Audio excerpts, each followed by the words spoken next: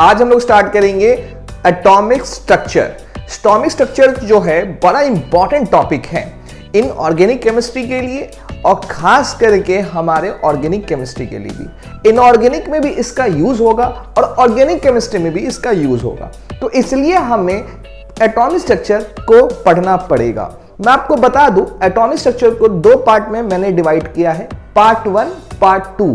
Part 1 part 2 में मैं बता दूं, पार्ट 1 जो होगा क्वांटम नंबर के बारे में स्टडी करेंगे और पार्ट 2 जो है हम लोग मॉडल्स के बारे में पढ़ेंगे, जैसे Bohr model, Rutherford model, J Thomson model और क्वांटम फिजिक्स के बारे में पढ़ेंगे। हम लोग इसके अंदर स्टडी करने वाले हैं। मैं बता दूं, पार्ट 1 जो है सबसे इंपॉर्टेंट है इनऑर्गेनिक और ऑर्गेनिक के लिए। पार्ट 2 जो है इंपॉर्टेंट है फिजिक्स के लिए, क्योंकि हम आगे जाकर 12th क्लास में यही सेम चीज हम पढ़ेंगे वहां पर भी। आप लगता है नहीं समझे, मतलब पार्ट 2 जो है हम लोग फिजिक्स में भी पढ़ेंगे 12th क्लास में। इसका मतलब है कि आपका जो यहां केमिस्ट्री आप पढ़ने वाले हैं वो सेम चीज आपको 12th में पढ़ना पड़ेगा। आपको मैं कंटेंट की बात कर दूं, इस लेक्चर में आप कौन कौन से टॉपिक स्टडी करने वाले हैं मैं आपको बता दूं। आपको दिख रहा होगा कि यहां पे क्वांटम नंबर के बारे में स्टडी करने वाले हैं। क्वांटम नंबर के 4 टाइप्स होते हैं, प्रिंसिपल, एजिमुथल, मैग्नेटिक और स्पिन क्वांटम नंबर। इसका टाइमिंग भी मैंने दे दिया है। आपको लगता है कि कोई स्पेसिफिक टॉपिक आपको पढ़ना है तो आप किसी भी टॉपिक उस टाइमिंग पे जा सकते हैं और वहां पे आप क्लिक करके उस जगह पहुंच जाएंगे। डिस्क्रिप्शन में मैंने वो चीज दे दिया है। चलिए स्टार्ट करते हैं। क्वांटम नंबर क्या होता है और प्रिंसिपल क्वांटम नंबर क्या होता है। क्वांटम नंबर है क्या, और साथ ही साथ ये भी देखेंगे कि इसके टाइप्स। तो स्टार्ट करते हैं क्वांटम नंबर। तो क्वांटम नंबर मैं बता दूं, क्वांटम नंबर है क्या, सिंपल सा एक डेफिनेशन है, इसको ध्यान से देखें। Number use to locate an electron in an atom. Simple सा डेफिनेशन है कि ऐसा नंबर है ये जो इलेक्ट्रॉन का लोकेशन बताता है एटम के अंदर। मतलब सर सिंपल सा कहना चाह रहे हैं कि इलेक्ट्रॉन का लोकेशन बताता है एटम के अंदर। जैसे कि मैं बात करूं, क्या कहना चाहता है ये बोलना चाह रहा है कि मान लो कोई 2 आदमी है, ठीक है, और दोनों इंडियन हैं। मान लो ये दोनों क्या है, इंडियन है, और ये फॉरेन में इनकी मुलाकात होती है। ध्यान सुनना, कोई फॉरेन ले लो, अमेरिका ले लो, अमेरिका में इन दोनों की मुलाकात होती है। तो अब क्या होता है कि जैसे ही दोनों आपस में बात करते हैं तो पता चलता है कि दोनों इंडियन हैं। इंडिया, अब पूछते हैं कि इंडिया में कहां रहते हो। जब भी कोई बाहर में कोई मिलता है तो पूछा जाता है कि इंडिया में कहां रहते हो, तो ये पूछेगा, कहेगा भैया मैं कहां रहता हूं, तो ये कहेगा ये बोलेगा कि मैं यूपी में रहता हूं, ठीक है, इंडिया में। और ये भी कहेगा मैं भी यूपी में रहता हूं। अब यूपी में बोलेगा यूपी में कहां रहते हो, तो कहेगा ये गाजियाबाद में, और ये बोलेगा मैं भी गाजियाबाद में रहता हूं। अब पूछेगा गाजियाबाद में कहां रहते हो, तो कहता है ये वैशाली में रहता हूं, ये भी कहता है वैशाली में रहता हूं। तो देखा जा रहा है कि दोनों का जो एड्रेस है सेम मिल रहा है। ये एग्जांपल लेने का पर्पस ये है कि दोनों का एड्रेस क्या मिल रहा है, सेम मिल रहा है, यूनिक एड्रेस नहीं मिल रहा दोनों का। फिर ये बोलेगा कि वैशाली में कहां रहते हो, तो कहता है कि मैं जो हूं मैं वैशाली में इस सेक्टर में 4th सेक्टर में रहता हूं, और इसने कहा 3rd सेक्टर में रहता हूं। तो सेक्टर ये डिसाइड किया कि दोनों का एड्रेस क्या है, अलग है। मतलब क्या है, ये मान लो ये 2 इलेक्ट्रॉन है, तो 2 इलेक्ट्रॉन जो होंगे, जो भी जितने भी इलेक्ट्रॉन्स होंगे एटम के अंदर, उनका एड्रेस डिफरेंट होगा। एड्रेस क्या होगा, डिफरेंट होगा, अलग अलग जगह पे होंगे, एग्जिस्ट करेंगे, उसका लोकेशन डिफरेंट होगा। ये कहना चाह रहे हैं। तो एक सिंपल सा कहना चाह रहा है कि क्वांटम नंबर है क्या।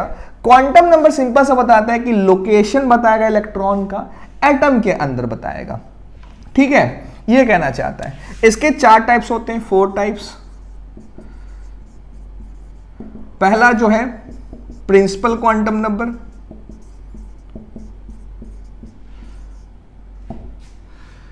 प्रिंसिपल क्वांटम नंबर, इसको हम लोग n से डिनोट करते हैं।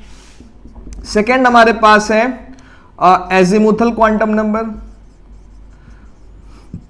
एजिमुथल क्वांटम नंबर, इसको करते हैं एल से।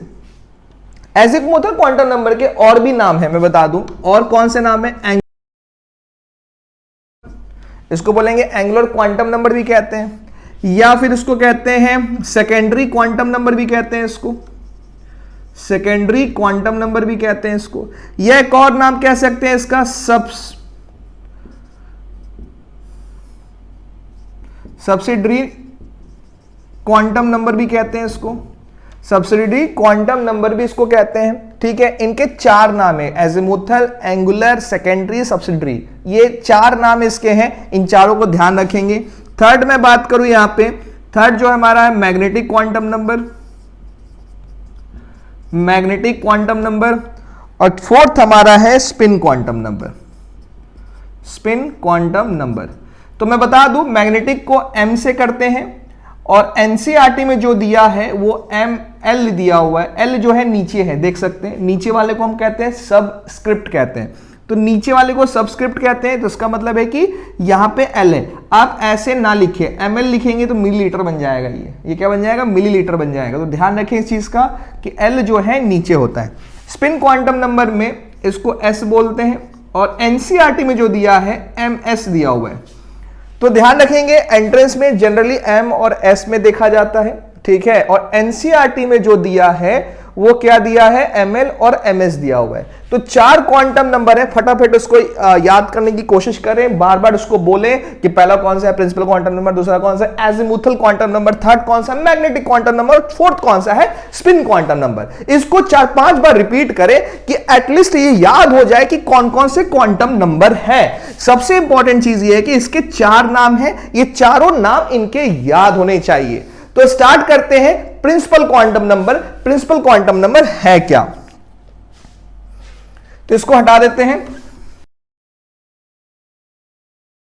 नेक्स्ट हमारे पास है प्रिंसिपल क्वांटम नंबर। तो प्रिंसिपल क्वांटम नंबर क्या होता है? तो पहला पॉइंट लिखेंगे, किसने दिया था? प्रपोज्ड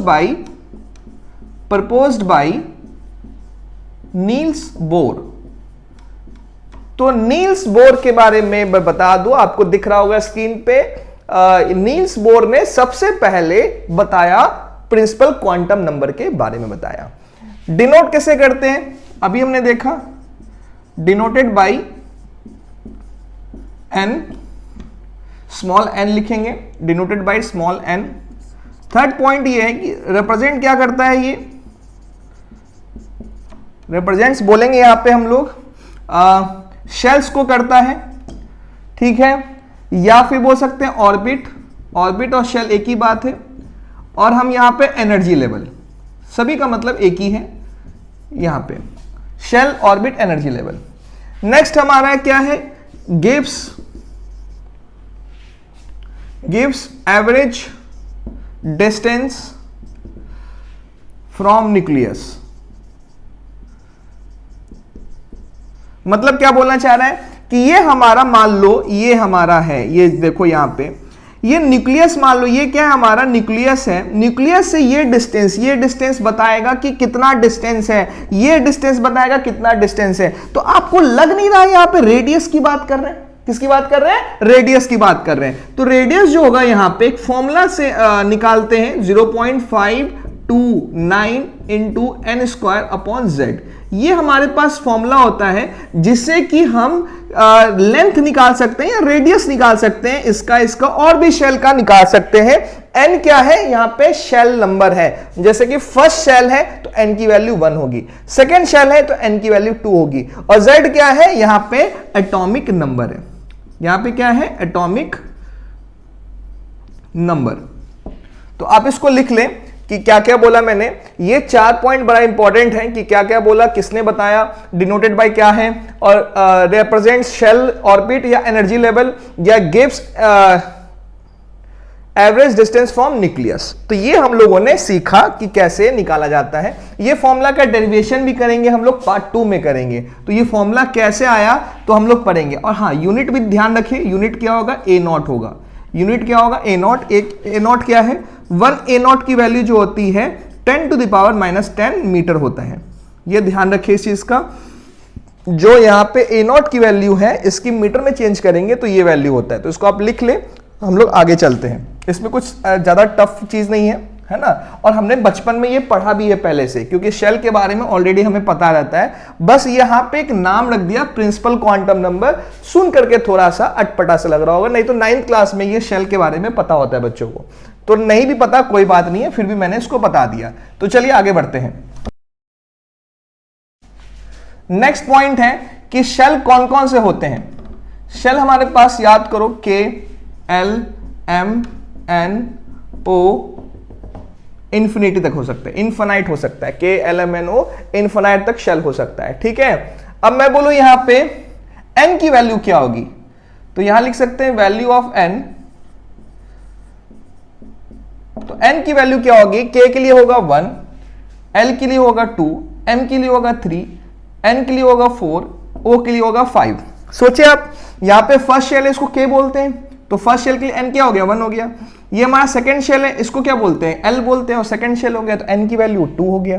तो ये कहां तक जाएगा, इनफिनिट तक जाएगा। ठीक है, तो ये भी पॉइंट आपको समझ में आ गया होगा। नेक्स्ट पॉइंट की बात करते हैं। नेक्स्ट पॉइंट हमारे पास है कि नंबर ऑफ इलेक्ट्रॉन्स निकालने, number of electrons in a shell, in a shell. तो कैसे निकालते हैं, याद करो 2n² निकालते हैं। क्या निकालते हैं, 2n²। ठीक है, तो 2n² हमारे पास फॉर्मूला होता है इस जगह पे। अब देखेंगे, जैसे कि मान लो फर्स्ट शेल है, मान लो शेल हमारे पास K है। ठीक है, फर्स्ट शेल क्या हमारे पास K है, तो इलेक्ट्रॉन्स कितने होंगे बताएं, n की वैल्यू 1 हो गई, तो 1 का स्क्वायर 1 और 2 से मल्टीप्लाई कर दिया, तो यहां पे इलेक्ट्रॉन्स कितने हो जाएंगे, 2 हो जाएंगे। मान लो हमारे पास L है, L का मतलब n की वैल्यू 2 पुट कर देंगे तो कितना हो जाएगा यहां पे, तो यहां पे हो जाएगा इस जगह पे 2 का स्क्वायर 4 हो जाएगा, 4 इंटू 2 तो आ जाएगा हमारे पास 8 आ जाएगा। ठीक है, ऐसे करके हम लोग m का, n का, o का आराम से निकाल सकते हैं कितने इलेक्ट्रॉन्स होंगे। ठीक है, जैसे कि हमारे पास m की बात करें, इसका भी निकाल लेते हैं। तो इसमें निकालेंगे तो 3 का स्क्वायर 9 इंटू 2 18 हो जाएगा। तो थर्ड शेल में मैक्सिमम कितने इलेक्ट्रॉन आ सकते हैं, तो यहां लिख सकते हैं कि number of electrons in a shell, तो यहां पे मैक्सिमम लिख ले, maximum number of electrons, maximum number of electrons in a shell कितना हो सकता है, 2n² हो सकता है इस जगह पे, जो हमने देख लिया। तो ये हमारे पास फॉर्मूला है, इसको ध्यान रखिए कि निकाला कैसे जाता है।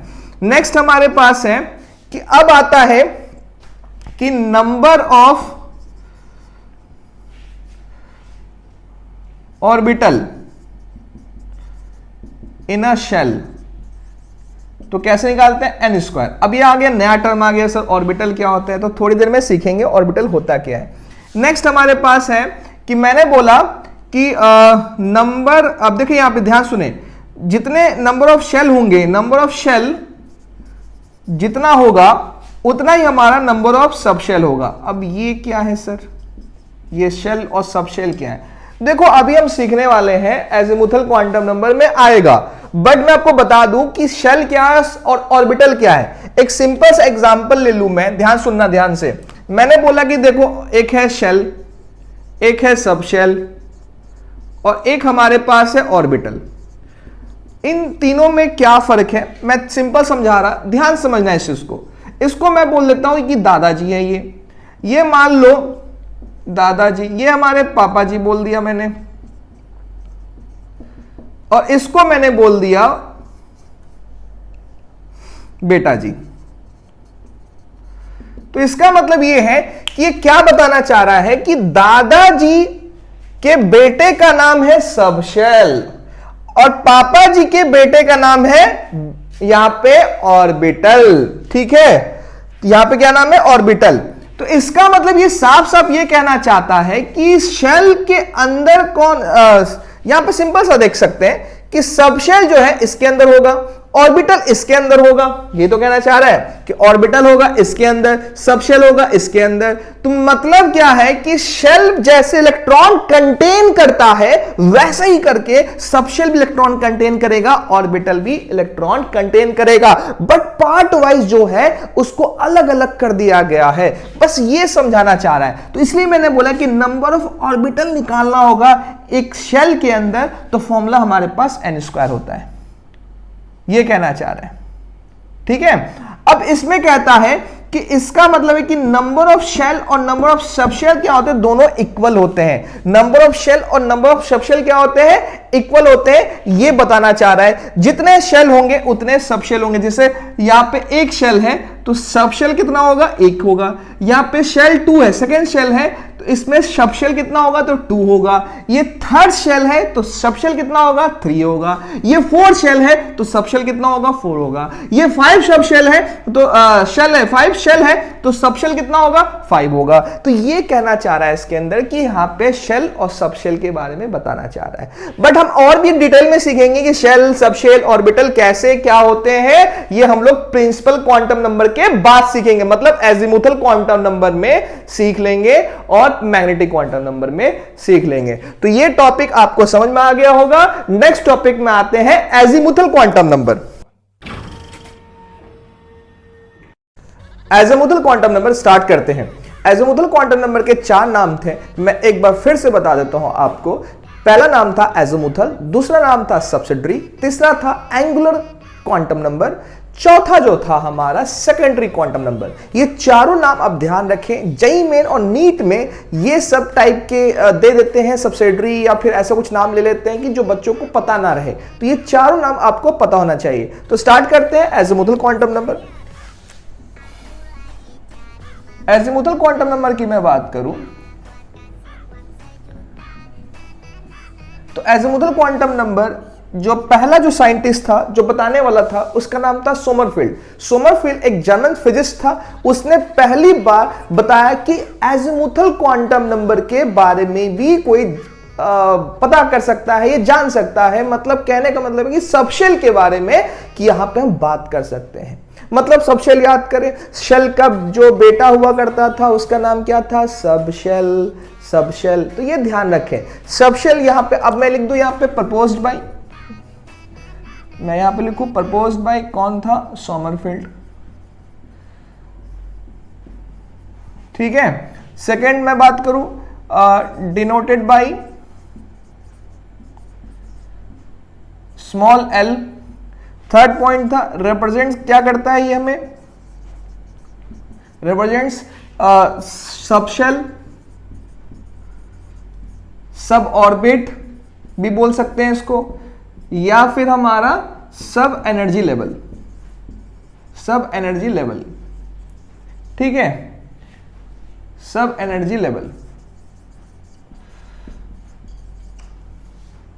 तो ये सब हमें रिप्रेजेंट करता है, रिप्रेजेंट ये सारे करेंगे, डिनोट किससे करेंगे। इसके एक फॉर्मूला है जो मैं आपको बता दूं, एक फॉर्मूला हमारे पास एल निकालने का जो फॉर्मूला होता है 0 to n-1, और n जो होता है मैं बता दूं n क्या था हमारा, प्रिंसिपल क्वांटम नंबर। और एक और बात जान ले, इनके बीच जो आएगा वैल्यू वो होगा इंटीजर में आएगा, फ्रैक्शन में नहीं आएगा। ऐसा नहीं कि इसके बीच की वैल्यू 1.5 लिख देंगे, 2.5, 2.6 ऐसा नहीं लिखना है, इसके अंदर इंटीजर वैल्यू होता है। ये सब छोटे छोटे पॉइंट्स आपको ध्यान रखना है, ये फिर याद रखना है आपको।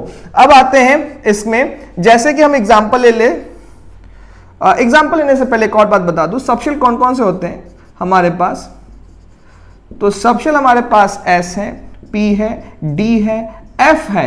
ये मेन हमारे पास 4 सबशेल हैं। कभी कभी G भी पूछ लेते हैं पेपर में। ठीक है, G के बारे में बता दो, एक नया सबशेल डेवलप किया गया है। ठीक है, रिसर्च में आया है G सबशेल, तो चाहे तो ये भी याद रख सकते हैं। और एक H सबशेल भी याद कर सकते हैं जो डिस्कवर नहीं हुआ है, बट एक बार क्वेश्चन ओलंपियाड में पूछा गया है, ये बाहर के पेपर में पूछ लिया जाता है H सबशेल। तो ये सब जो है कभी भी हो सकता है कि जेईई मेन में भी पूछ ले, नीट में भी पूछ ले, तो ये पता होना चाहिए H सबशेल के बारे में। ठीक है, तो ये हमारा सबशेल है, इसको ध्यान रखेंगे। अब मैं बात करूं, जैसे एग्जांपल ले लूं, इसके अंदर मैं बोलूं कि हम मेरे पास n की वैल्यू जो है 1 है, ठीक है, n की वैल्यू 1 नहीं, छोड़ो, ले लेते हैं n की वैल्यू यहां पे 4 ले लेते हैं, चलो n की वैल्यू 4 ले लेते हैं एग्जांपल में। तो l की वैल्यू क्या क्या हो सकती है, सोचें एक बार, l की वैल्यू क्या हो सकती है, फॉर्मूला लगाएंगे 0 2, n की वैल्यू 4 -1, तो आ गया 0 2 3, तो इसके बीच का इंटीजर कौन कौन से होंगे, तो लिख सकते हैं 0 1 2 3, ये लिख सकते हैं। तो इंटीजर लिखा है मैंने सारी वैल्यू, तो इसका मतलब ये हमारा है जो सबशेल है, जैसे सबशेल हमारे पास कौन कौन से हैं 0 1 2 3, ये वैल्यू आ रही है, तो ये हमारे 4 सबशेल इसके अंदर होंगे। तो कहने का मतलब है दादाजी का नाम है 4 शेल और बेटे का मतलब बाप का नाम है कितने हैं इसके बेटे कौन कौन है, 0 है 1 है 2 है 3 है, इनके नाम है इस बेटे का, ठीक है, 0 1 2 3, 4 बेटे हैं इनके, इसके कितने बेटे हैं, 4 बेटे हैं, ये हमें पता होना चाहिए। तो अब ये जो 0 0 1 2 3 जो बोला जा रहा है, इनका नाम रख दिया सबशेल का कि 0 का नाम ये होगा, 1 का नाम ये होगा, 2 का नाम ये होगा, 3 का नाम ये होगा। तो नेक्स्ट पॉइंट जो देखेंगे इसके अंदर, हमारा जो नेक्स्ट पॉइंट होगा इसके अंदर देखेंगे, नेक्स्ट पॉइंट आएगा, एक छोटा सा टेबल बना ले इस जगह पे, इस जगह लिख सकते हैं कि हमारे पास सबशेल है एल की वैल्यू ऑफ एल की बात करें, इसमें 0 आ रहा है, 1 आ रहा है, 2 आ रहा है, 3 आ रहा है, ठीक है, 4 आ रहा है।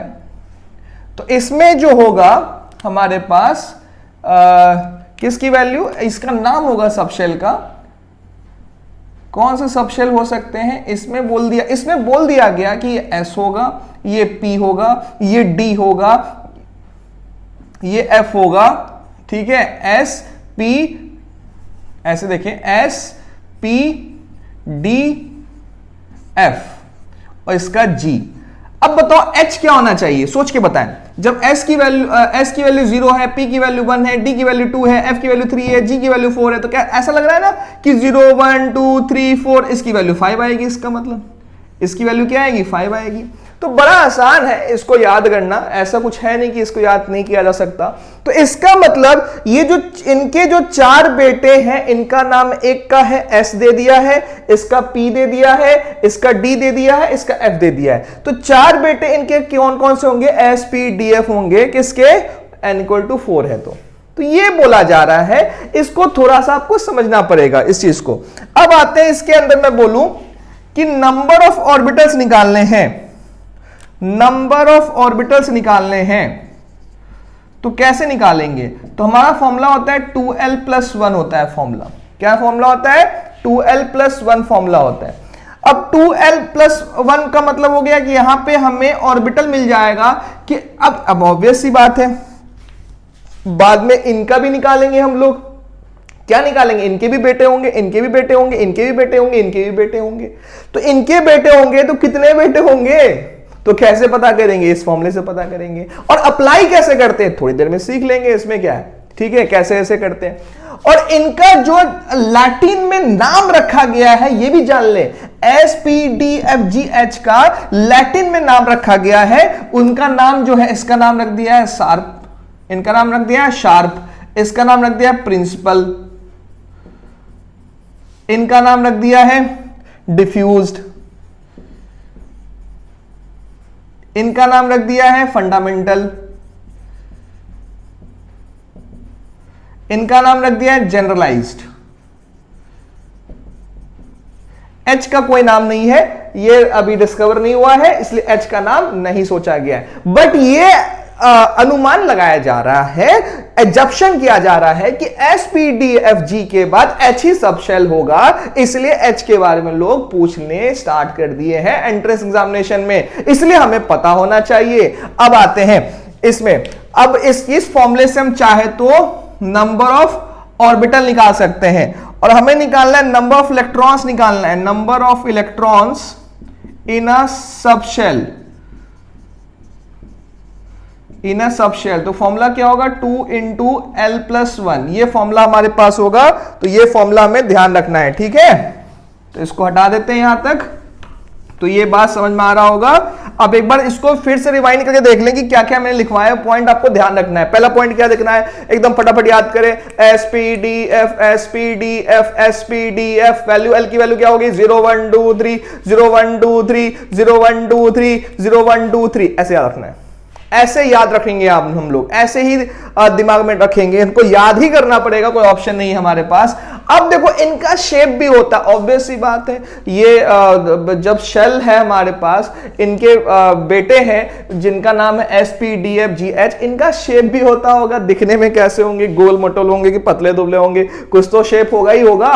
तो क्या शेप होगा मैं बता दूं, इसका जो शेप होता है, इनका जो शेप होता है, मैं इसको हटा रहा,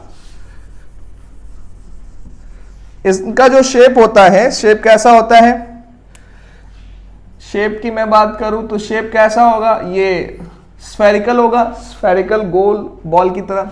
ये कैसा होगा, डंबल होगा। ये कैसा होगा, डबल डंबल होगा। ठीक है, ये कैसा होगा, कॉम्प्लेक्स होगा। मतलब बहुत सारे डंबल्स होंगे, 2 से ज्यादा डंबल को कॉम्प्लेक्स कहते हैं। इसमें कितने, ये भी क्या होंगे, कॉम्प्लेक्स होंगे। मतलब इसमें बहुत सारे डंबल्स होंगे, इसमें भी बहुत सारे डंबल्स होंगे। तो इसका मतलब है बहुत सारे का मतलब क्या है, अरे कहने का मतलब इसमें 3 डंबल्स होंगे, 3 के बहुत सारे डंबल्स होंगे। इसमें 2 डंबल है, ट्रिपल डंबल होगा, इसमें टेट्रा डंबल हो सकता है, ये कहने का मतलब है। तो इतना ध्यान दिमाग में नहीं लगाना है, बस इतना समझना है कि ये इसका शेप पता है, इसका शेप पता है, इसका शेप पता है, सफिशिएंट है। बाकी का शेप हमें कॉम्प्लेक्स समझेंगे इस जगह पे। कॉम्प्लेक्स का मतलब बहुत सारे डंबल्स है। बहुत सारे इसलिए बोला जा रहा है कि ध्यान रखने में आसानी हो। तो कहने का मतलब है सिंपल सा बताओ ना सर, सिंपल बताओ, इतना क्या आपने कॉम्प्लेक्स कर दिया, कॉम्प्लेक्स बोल बोल के कॉम्प्लेक्स कर दिया। अरे सिंपल सा है, एल की वैल्यू, सब शेल की वैल्यू, सब शेल हमारे पास ये है, एल की वैल्यू ये याद रखना है, शेप ये ध्यान रखना है। ये टेबल इतना इंपॉर्टेंट है कि ध्यान रखना ही पड़ेगा। और ये जो है ये फॉर्मूला आप चाहे तो याद करें या ना करें, ये फॉर्मूले का यूज जो है करने की इतना जरूरत नहीं पड़ता है, क्योंकि हमें पता चल जाता है, इस जगह पे याद हो जाता है कि इसके अंदर ऑर्बिटल कितने होंगे, इसके अंदर ऑर्बिटल कितने होंगे, इसके सभी के ऑर्बिटल पता चल जाता है। कैसे देखते हैं, जैसे हमारे पास L की वैल्यू 1 है, ठीक है, 1 किसका है, P का होता है। इसमें हमारे पास नंबर ऑफ ऑर्बिटल्स कैसे निकलेंगे, नंबर ऑफ ऑर्बिटल्स कैसे निकालेंगे, फॉर्मूला लगा दें, 2 इंटू 1 प्लस 1, तो आगे आंसर हमारा 3। तो L मतलब P में जो होते हैं 3 ऑर्बिटल होते हैं, मतलब क्या है कि P के जो बेटे होंगे 3 बेटे होंगे। अब तीनों का नाम होगा, वो हम मैग्नेटिक में पढ़ेंगे। अब क्या नाम होता है तीनों का, तो मैग्नेटिक में पढ़ेंगे। अब ऐसे करके L की वैल्यू 2 है, तो नंबर ऑफ ऑर्बिटल्स कैसे निकालेंगे, 2 इंटू 2 प्लस 1, तो आ गया 5 आ गया। तो 5 जो है हमारा यहां पे ऑर्बिटल है, और इसका मतलब है कि D सब शेल के 5 बेटे होते हैं, जो यहां पे ये बताना चाह रहा है। एकदम सिंपल सा रिलेशन लगा कर रखेंगे, दादाजी, पापा जी, बेटा जी, ये ध्यान रखेंगे तो अपने आप क्लियर हो जाएगा कि रिलेट कर सकते हैं कौन कितने किसके बेटे हैं, ये कहना चाह रहा है। तो ये आपको थोड़ा थोड़ा करके क्लियर हो गया होगा इस जगह पे, ठीक है। इसको आप लिख लें फटाफट।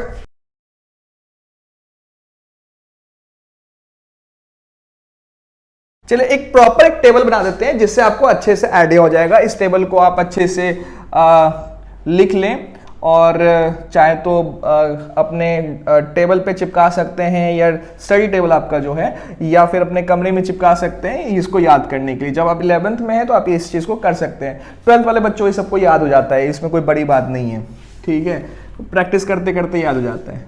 तो देखेंगे यहाँ पे सब शेल ऐसे लिख लेंगे, सब शेल वैल्यू ऑफ L, फिर उसके बाद लिख लेंगे हम लोग शेप, और उसके बाद हम लोग लिख लेंगे number of electrons, number of electrons in a subshell, ठीक है। तो फॉर्मूला इसका क्या होता था, 2 times of L 2L plus 1। इसका फॉर्मूला क्या होता था, कहाँ गया, नंबर ऑफ ऑर्बिटल्स भी रह गया, नंबर ऑफ ऑर्बिटल्स भी यहां पे लिखना चाहेंगे तो लिख सकते हैं। शेप हटा देते हैं, शेप तो पता चली गया आपको, तो नंबर ऑफ ऑर्बिटल्स लिख लेते हैं, शेप तो आपको पता चल ही गया है, तो नंबर ऑफ ऑर्बिटल्स कर लेते हैं। तो नंबर ऑफ ऑर्बिटल्स का फॉर्मूला क्या है, यहाँ पे 2l+1। तो लग नहीं रहा कि फॉर्मूले में क्या किया गया, सेम फॉर्मूला है, बस मल्टीप्लाई बाय 2 कर दिया गया है, ये तो किया है इसके अंदर। चलिए आते हैं फटाफट। s वैल्यू 0, p होगा 1, d होगा 2, f होगा 3, g होगा 4, f और h आएगा तो 5। फॉर्मूला लगाते हैं, 0 पुट किया, 2 इंटू 0, 0 + 1 तो 1 आ जाएगा। इसमें कितने होंगे, पुट कर दो 1, 2 इंटू 1 2 हो गया +1। तो मैं डायरेक्टली कर रहा, आप लोग सॉल्व करें इसको, ठीक है। मैं डायरेक्टली लिख रहा क्या होगा इसमें,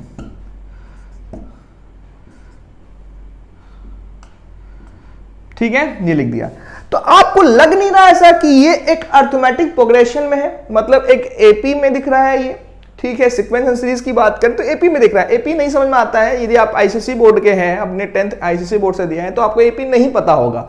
मगर मैं आपको बता दूं कि बहुत ही आसान है। एपी का मतलब छोड़ दें, आपको देखें, एक मान लीजिए सपोज एस का हमें पता है कि नंबर ऑफ ऑर्बिटल्स कितने होते हैं, 1 होते हैं। तो इसमें आपको लग नहीं रहा कि 2 को ऐड किया गया है, 2 को ऐड किया गया है, 2 को ऐड किया गया है, 2 को ऐड किया गया है, 2 को ऐड किया गया है। कितना आसान है, मतलब एक का याद रखो सभी का याद हो जाएगा, यही है। तो फॉर्मूला याद करने की क्या जरूरत है, कोई जरूरत ही नहीं है फॉर्मूला की।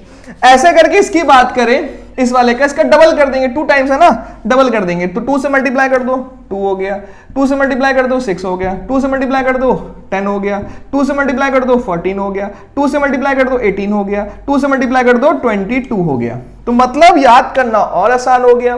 2, 6, 10, 14, 18, 22 इनको तो बच्चे याद कर लेते हैं, आप भी याद कर लें। अच्छा, प्रैक्टिस करते करते याद हो जाएगा। एक का 2 है, दूसरे का 6 है, तीसरे का 10 है, ऐसे करके याद हो जाएगा। कैसे, क्योंकि 4 का डिफरेंस दिख रहा है, 4 का डिफरेंस पेपर में पूछा जाएगा। मान लो पूछता है, ये मान लो कि H सब शेल में इलेक्ट्रॉन्स कितने होंगे, तो क्या बताओगे। तो हमें पता है 4 4 ऐड करना है, इसका याद है, तो इसके बाद 22 हो जाएगा, ठीक है। जैसे चाहे वैसे याद कर सकते हैं, वैसे चाहे याद कर ले। तो ये हमें पता होना चाहिए। शेप तो पता चल ही गया है। तो शेप क्या होता है, spherical, dumbbell, double dumbbell, complex, complex, complex, सारे कॉम्प्लेक्स होंगे, ठीक है। तो इसमें कंफ्यूजन नहीं करना कि 2 होगा कि कॉम्प्लेक्स का मतलब क्या होता है, सब तो कॉम्प्लेक्स ही है। तो मतलब सिंपल सा है, यहां पे ये कहना चाह रहा है कि यहां पे 2 डंबल से ज्यादा होंगे, हो सकते इसमें क्या, जैसे कि 3 डंबल्स होते हैं इसके अंदर, ट्रिपल डंबल्स होते हैं, इससे ज्यादा 4 डंबल्स होते हैं, 5 डंबल्स होते हैं। याद भी कैसे कर सकते हैं, ऐसे याद कर सकते हैं, 2 है तो 2 डंबल। अरे याद करने का तरीका बता रहे हैं, ऐसा नहीं कि यही समझ लेना, ये ट्रिक समझ लेना, ठीक है। 2 है तो डबल डंबल, 3 है तो ट्रिपल डंबल, 4 है तो टेट्रा डंबल, 5 होगा तो पेंटा डंबल्स, ठीक है। ये कहना चाह रहे हैं। तो इतना ध्यान नहीं रखना है आपको, ये कितना होगा क्या नहीं होगा, एग्जांपल लिया मैंने सिंपल सा, ठीक है। तो इसलिए कहते हैं इसको कॉम्प्लेक्स नाम रख दिया गया, जो कि कंफ्यूजन नहीं होना चाहिए, ठीक है। तो ये बात समझ में आ गया आपको, तो ये आपको पता होना चाहिए। अब जैसे कुछ छोटा सा क्वेश्चन कर लेते हैं, इसको हटा देते हैं, इसको लिख लें, लिख लिया होगा आपने, ठीक है। इसको हटा रहे हैं।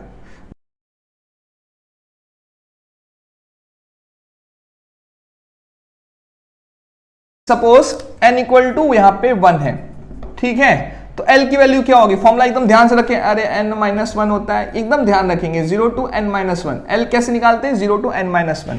तो इसका मतलब क्या होगा, यहां पे पुट कर लो तो आएगा 0 आएगा। सोचो 0 to n-1, n पुट करेंगे 1 है तो 1 - 1 0 हो गया।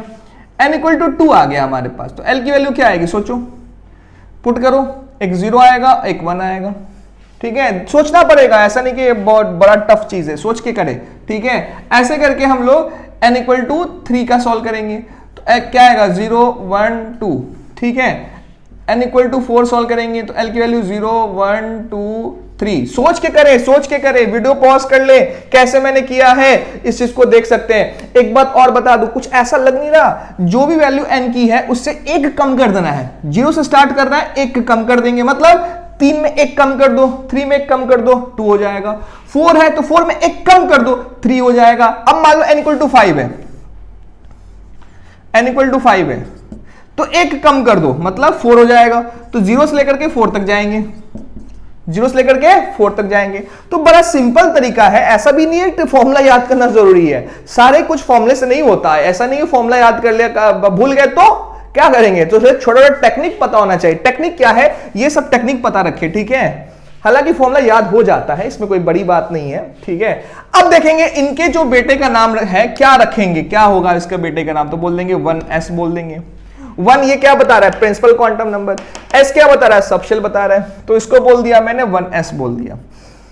1s क्या हो गया, यहां पे हमारा सबशेल हो गया। इनके दो बेटे हैं, इनके क्या है, दो बेटे, दोनों बेटे का नाम तो होगा, क्या नाम है भाई, तो बोल दिया 2s 2p बोल दिया। 2s 2p क्यों बोला, कि इसलिए बोला कि सेकेंड शेल का बेटा है, ये सेकेंड शेल का बेटा है ना, तो सेकेंड शेल तो बताना पड़ेगा, ठीक है। और 0 और 1 किसकी वैल्यू होती है, 0 होती है s की वैल्यू, और 1 किसकी होती है, p की वैल्यू होती है।